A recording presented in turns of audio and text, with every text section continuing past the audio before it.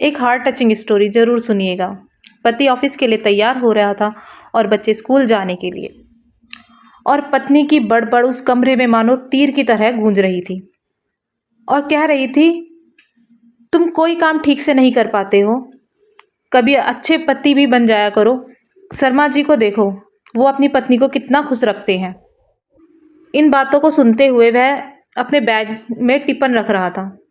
उसकी नज़रें नीचे, मानो गले में शब्द फंस रहे थे और कुछ नहीं बोल पा रहा था, और सोच रहा था कि क्या मैं सच में एक अच्छा पति नहीं हूँ। फिर वह ऑफिस पहुँचा। जब ऑफिस पहुँचा तो वहाँ बॉस ने भी उसके सामने फाइल फेंकी और बोला, तुम किसी भी काम के नहीं हो, तुम कोई काम ठीक से नहीं करते हो। इधर साहब के ताने, उधर पत्नी के ताने उसको अंदर से झकझोर रहे थे। उसने ऑफिस का काम किया और फिर शाम को घर पहुंचा और पत्नी से बोला, मैं बहुत थक गया हूँ।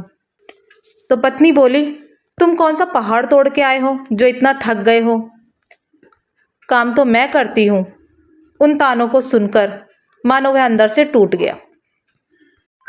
उसने जैसे तैसे थोड़ा बहुत खाना खाया और खाना खा के छत पर चला गया और खुले आसमान को देखने लगा और सोचने लगा, सच में क्या मैं एक अच्छा पति नहीं हूँ? क्या सच में मैं एक अच्छा वर्कर नहीं हूँ? यह सोचते हुए उसकी आंखों में आंसू आने लगे और हर एक आंसू की बूंद कहने लगी कि तुम कमज़ोर पड़ गए हो।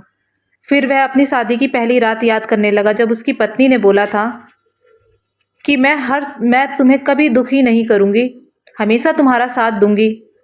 लेकिन आज वही पत्नी मुझे तिल तिल करके मार रही है। रात को सोया पर नींद तो नहीं आई। फिर सुबह हुई, ऑफिस के लिए तैयार हुआ।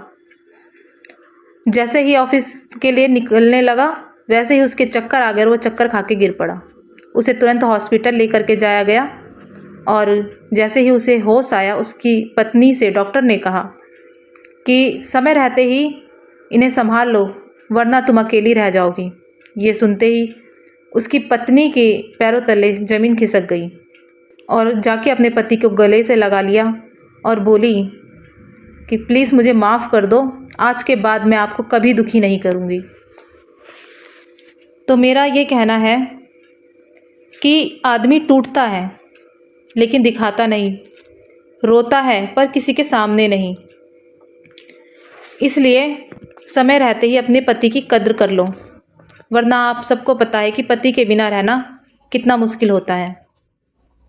अगर आपको ये स्टोरी अच्छी लगी हो तो लाइक और शेयर ज़रूर कर देना।